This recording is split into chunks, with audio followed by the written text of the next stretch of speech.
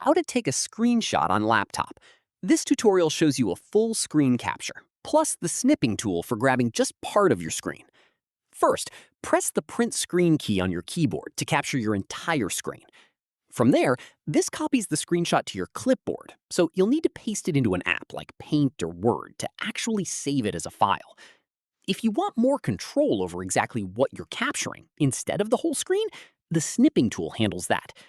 After that, press Windows, Shift, and S together to open it instantly. At this point, your screen will dim slightly, and a small toolbar will appear at the top. Following this, choose a shape, like a rectangle or freeform snip.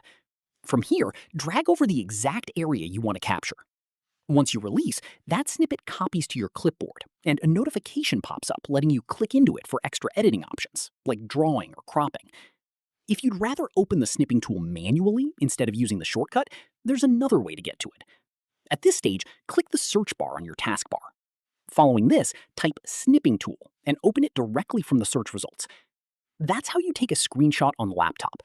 If this helped, drop a like, subscribe for more tutorials, and hit the bell so you don't miss the next one.